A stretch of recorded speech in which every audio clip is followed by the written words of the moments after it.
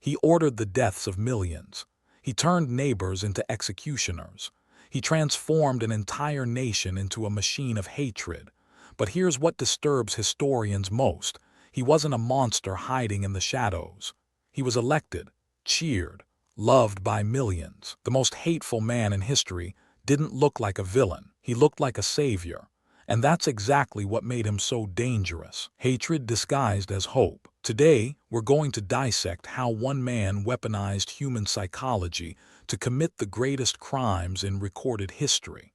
Not to glorify evil, but to recognize it before it rises again. The failed artist. Vienna, 1908. A young man stands outside the Academy of Fine Arts clutching a portfolio of watercolors. His hands tremble. This is his dream to become a great painter. The rejection letter arrives, then another.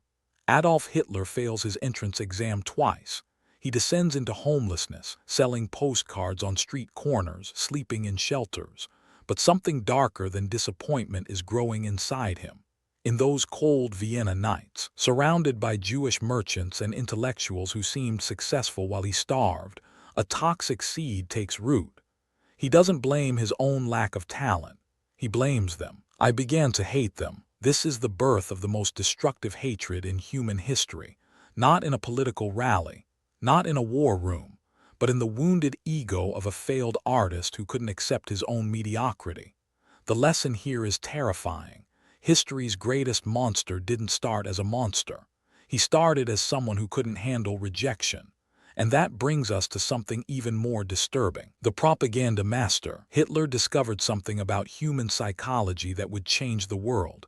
He realized that people don't respond to logic. They respond to emotion. And the most powerful emotion of all, fear, mixed with hope. He perfected a formula. Create an enemy, blame them for everything, then promise salvation. Scapegoat. The Jews became responsible for Germany's defeat in World War I, for the economic collapse, for moral decay, for everything. It didn't matter that none of it was true. What mattered was that it felt true to people who were suffering. Truth became whatever he repeated loudest. His rallies weren't political speeches. They were carefully orchestrated emotional experiences, the lights, the music, the crescendo of his voice. Mass hypnosis on a national scale. If this is opening your eyes to how manipulation works, hit like and subscribe for more history that reveals the patterns of power. Because what comes next shows how he turned words into weapons. And those weapons were sharper than any blade. KRISTALLNACHT. November 9th, 1938. The night of broken glass. In a single night, over 500 Jewish businesses were destroyed. 267 synagogues burned, 91 Jews murdered in the streets, 30,000 arrested and sent to concentration camps. But here's what makes this night so significant. It wasn't carried out by soldiers. It was carried out by ordinary Germans, neighbors smashing the windows of neighbors, teachers attacking students, customers burning down shops they'd visited for years. Neighbors became murderers. This was Hitler's true genius. Not just creating hatred, but making it contagious. He gave ordinary people permission to act on their darkest impulses. The only thing necessary for evil to triumph is for good men to do nothing. The police stood by. The fire departments let the synagogues burn, and the world watched in silence. Kristallnacht proved that civilization is far more fragile than we want to believe, but the machinery of death was only beginning to turn. The final solution. January 20th, 1942. 15 Nazi officials gather at a lakeside villa in Wannsee. In just 90 minutes, they plan the systematic murder of 11 million people. The meeting notes are chillingly bureaucratic. They discuss logistics like a business meeting, transportation schedules, processing capacity, efficiency. They turn genocide into paperwork. The Holocaust wasn't just about hatred. It was about industrialization. Gas chambers that could kill thousands per day, crematoria running around the clock, human beings reduced to numbers, 6 million Jews, 500,000 Roma, hundreds of thousands of disabled, homosexuals, political prisoners, entire families erased from existence, names forgotten, histories destroyed. The philosopher Hannah Arendt called it the banality of evil, the terrifying ordinariness of the people who carried it out. Desk clerks, train conductors, factory workers. They went home to their families after processing the dead. And this leads us to the man at the center of this machinery, the inner circle. Hitler didn't act alone. Around him gathered some of the most disturbed minds in history. Heinrich Himmler, the chicken farmer turned architect of the Holocaust. Joseph Goebbels, the failed novelist who became history's greatest propagandist. Hermann Goering, the decorated war hero turned drug-addicted looter of European art. Failures who found power. Notice the pattern. Failed artist, failed farmer, failed writer. Failed by society, they found in Hitler a path to significance.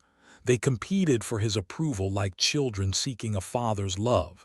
And in that competition, each tried to outdo the other in cruelty. The more we can make them hate, the more they will love us. Goebbels understood something crucial. Hatred creates belonging. When you hate together, you bond together.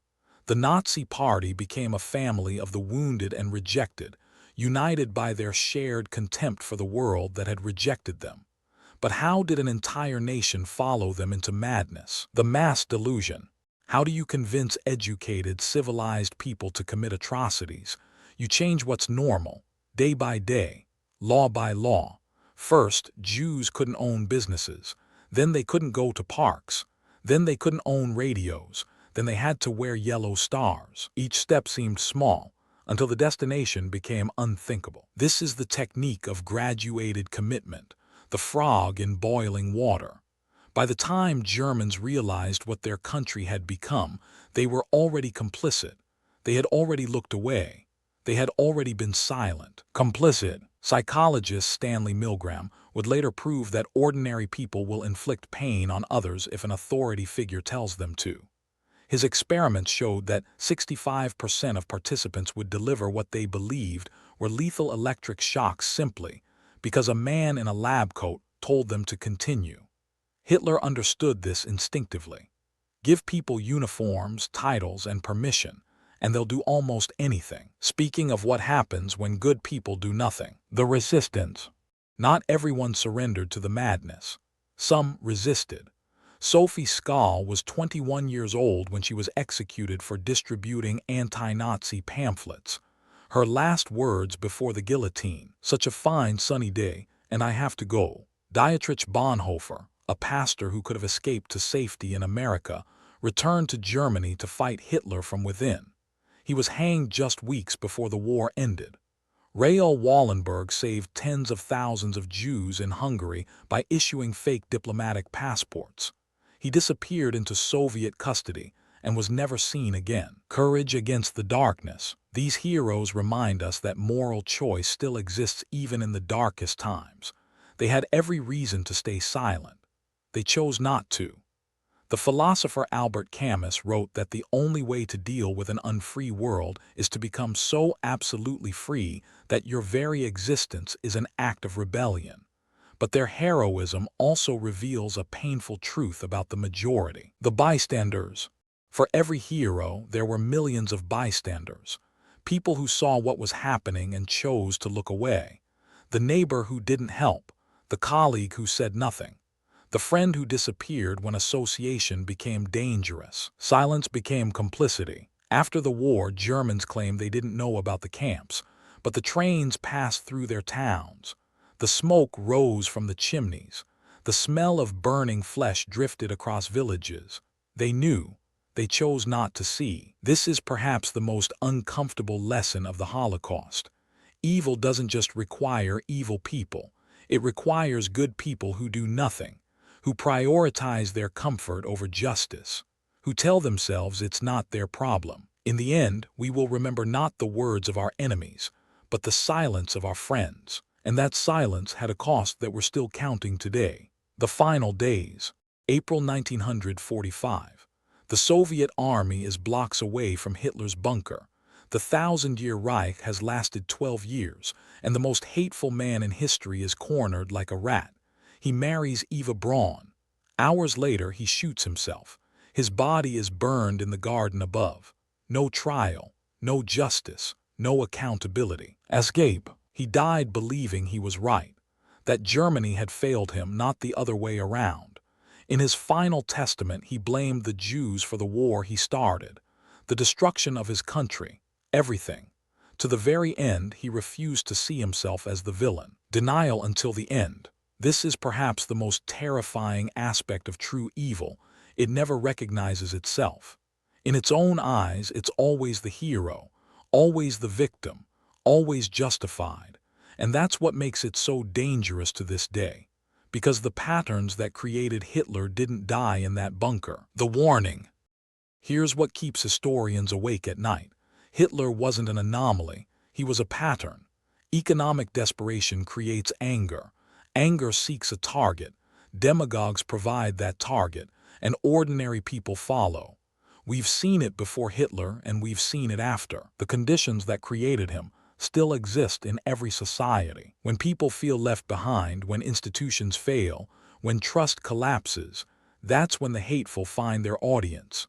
That's when the unthinkable becomes possible. The Holocaust survivor Primo Levi warned us. It happened, therefore it can happen again. The study of hatred isn't about dwelling in darkness.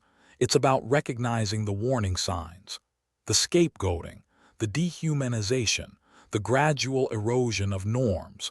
Because evil doesn't announce itself, it creeps.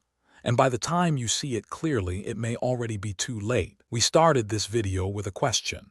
What made the most hateful man in history? The answer is more uncomfortable than we'd like. Wounded ego, unchecked power. A wounded ego that couldn't accept failure. A society that was desperate for answers, and good people who chose silence over courage. Hitler didn't create hatred, he harvested it. He gave people permission to act on fears they already had, and that's the real lesson. The capacity for great evil exists in ordinary people, in ordinary times. It doesn't require horns and pitchforks.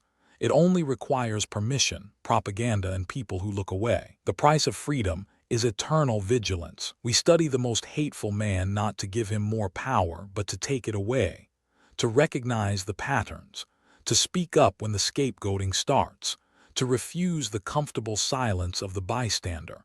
If you made it this far, comment never again if you understand why we must remember. The truth is never comfortable, but it's always worth knowing. History has more to teach us. Subscribe if you want to learn.